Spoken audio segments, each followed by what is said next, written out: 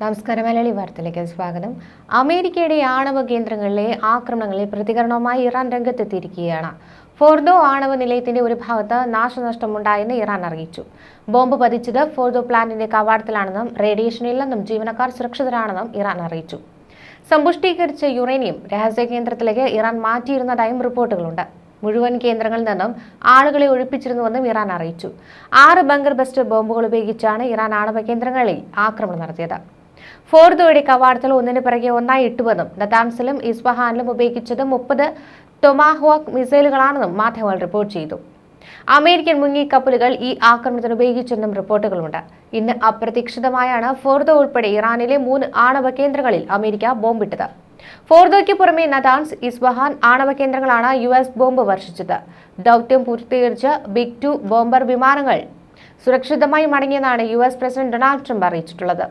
ഇനി സമാധാനത്തിന്റെ യുഗമാണെന്നും ട്രംപ് പറഞ്ഞു. ഇറാനിലെ 3 ആണവ കേന്ദ്രങ്ങൾ ആക്രമിച്ച അമേരിക്കയ്ക്ക് മുന്നറിയിപ്പുമായി ഇറാൻ പരമോന്നത നേതാവ് അയത്തുള്ള അലി ഖമേനിയും രംഗത്തെത്തി.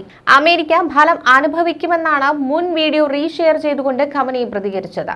ഞങ്ങൾക്കും നേരെയുള്ള ആക്രമണം യുഎസിന്റെ കുഴി തോണ്ടുന്നതായിരിക്കുമെന്ന് വ്യക്തമാക്കുന്ന വീഡിയോ കഴിഞ്ഞ ദിവസം ഖമേനി പങ്കുവച്ചിരുന്നു. ഈ വീഡിയോയാണ് ആണവ കേന്ദ്രങ്ങളെ ആക്രമണത്തിന് പിന്നാലെ അദ്ദേഹം വീണ്ടും റീഷെയർ ചെയ്തത്. ഇറാൻ നേരിടുന്ന ഏതൊരു ദോഷത്തെക്കാളും വളരെ വലുതായിരിക്കും അമേരിക്കയ്ക്ക് സംഭവിക്കുന്ന നാശനഷ്ടങ്ങളെന്നും ഖമേനിയുടെ വീഡിയോയിൽ പറയുന്നുണ്ട്. ആണവ കേന്ദ്രങ്ങളിൽ ആക്രമണം നടത്തുവാൻ ഇസ്രയേലും യുഎസും 1 വർഷം മുൻപേ പരിശീലനം പൂർത്തിയാക്കിയതായാണ് US മാധ്യമങ്ങൾ റിപ്പോർട്ട് ചെയ്യുന്നത്. കൃത്യമായ ഏകോപനത്തോടെയാണ് ആക്രമണം നടത്തിയത്. ആക്രമണം ആണവ കേന്ദ്രങ്ങളിൽ മാത്രമാണെന്നും തിരിച്ചടിക്ക് ശ്രമിക്കരുതെന്നും ടെഹ്റാനെ അറിയിച്ചതായി വൈറ്റ് ഹൌസ് പ്രതികരിച്ചു.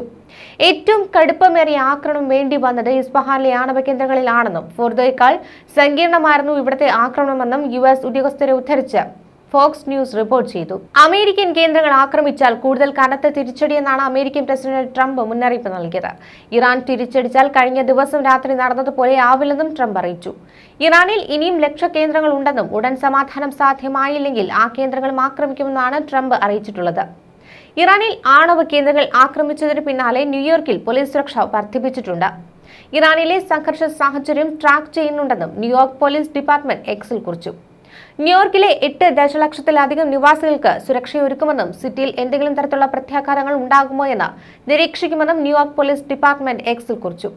ന്യൂയോർക്കിലെ മതവും സാംസ്കാരികവും നയതന്ത്രപരമായ സ്ഥലങ്ങളിലേക്ക് പോലീസിനെ വിന്യസിക്കുന്നതായി ന്യൂയോർക്ക് പോലീസ് ഡിപ്പാർട്ട്മെന്റ് അറിയിച്ചു.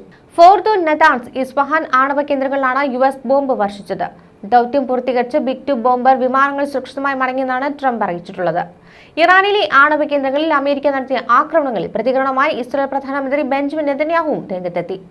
അമേരിക്കയുടെ അത്ഭുതകരമായ ശക്തി ഉപയോഗിച്ച് ഇറാന്റെ ആണവ കേന്ദ്രങ്ങളെ ലക്ഷ്യം വയ്ക്കുവാനുള്ള ട്രംപിന്റെ ധീരമായ തീരുമാനം ചരിത്രത്തെ മാറ്റിമറിക്കുമെന്നാണ് നെതന്യാഹു പറഞ്ഞത്.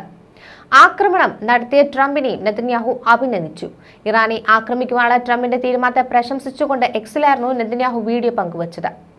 ഓപ്പറേഷൻ റൈസിംഗ് ലൈനിൽ ഇസ്രായേൽ ശരിക്കും അത്ഭുതകരമായ കാര്യങ്ങൾ ചെയ്തു. എന്നാൽ ഇന്ന് രാത്രി ഇറാന്റെ ആണവ കേന്ദ്രങ്ങൾക്കെതിരായ നടപടിയിൽ അമേരിക്ക നടത്തിയത് ഭൂമിയിലെ മറ്റൊരു രാജ്യത്തിനും ചെയ്യുവാൻ കഴിയാത്തതാണ്. ലോകത്തിലെ ഏറ്റവും അപകടകരമായ ഭരണകൂടത്തിന് ലോകത്തിലെ ഏറ്റവും അപകടകരമായ ആയുധങ്ങൾ ഇല്ലാതാക്കാൻ ട്രംപ് പ്രവർത്തിച്ചു. ഇത് ചരിത്രത്തിൽ രേഖപ്പെടുത്തുമെന്നും നെതന്യാഹു പറഞ്ഞു. ഇസ്രയേലി ജനതയുടെ പേരിൽ ട്രംപിന് നന്ദി പറഞ്ഞു. സമാധാനം ശക്തിപ്പെടുത്തിയിട്ടുണ്ടെന്ന് ട്രംപും ഞാനും പലപ്പോഴും പറയാറുണ്ട്. ആദ്യം ശക്തി വരും, പിന്നീട് സമാധാനവും. ഇന്ന് രാത്രി പ്രസിഡന്റ് ട്രംപും അമേരിക്ക വളരെയധികം ശക്തിയോടെ പ്രവർത്തിച്ചുവെന്ന് നെതന്യാഹു പറയുന്നു. അതേസമയം ഇറാനിലെ US ആക്രമണം USനും ഇസ്രയേലിനും ലോകത്തിനും ചരിത്ര നിമിഷമാണെന്നാണ് അമേരിക്കൻ പ്രസിഡന്റ് ഡൊണാൾഡ് ട്രംപ് വാർത്താ സമ്മേളനത്തിൽ പറഞ്ഞത്. ദൗത്യം പൂർത്തീകരിച്ച് ബിഗ് 2 ബോംബർ വിമാനങ്ങൾ സുരക്ഷിതമായി മടങ്ങിയെന്നും ഇനി സമാധാനത്തിന്റെ യുഗമാണെന്നും ട്രംപ് പറയുന്നുണ്ട്. അതിശയകരമായ സൈനിക വിജയമെന്നാണ് ട്രംപ് ആണവ കേന്ദ്രങ്ങളെ ആക്രമിച്ചതിനെ വിശേഷിപ്പിച്ചത്. ഇറാന്റെ ആണവ കേന്ദ്രങ്ങൾ പൂർണ്ണമായും നശിപ്പിക്കപ്പെട്ടുവെന്നും ട്രംപ് അവകാശപ്പെട്ടു. നെതന്യാഹുവിനും ട്രംപ് നന്ദി പറഞ്ഞു. ഞാനും ഇസ്രായേൽ പ്രധാനമന്ത്രിയും ഒരു ടീമായി പ്രവർത്തിച്ചു. മുമ്പ് ആരും പ്രവർത്തിച്ചിട്ടില്ലാത്തതുപോലെ ഞങ്ങൾ ഒരു ടീമായി പ്രവർത്തിച്ചു. ഇസ്രായേലിന് നേരെയുള്ള ഭയാനകമായ ഭീഷണി ഇല്ലാതാക്കുന്നതിൽ ഞങ്ങൾ വളരെ ദൂരം സഞ്ചരിച്ചു. ഇസ്രായേൽ സൈന്യത്തിനും ഞാൻ നന്ദി പറയുന്നുവെന്നാണ് ട്രംപ് വാർത്താ സമ്മേളനത്തിൽ അറിയിച്ചത്. ഇറാന്റെ ആണവ കേന്ദ്രങ്ങൾ ആക്രമിച്ചതിന് പിന്നാലെ അമേരിക്കയ്ക്ക് മുന്നറിയിപ്പുമായി ഹൂതികൾ രംഗത്തെത്തി.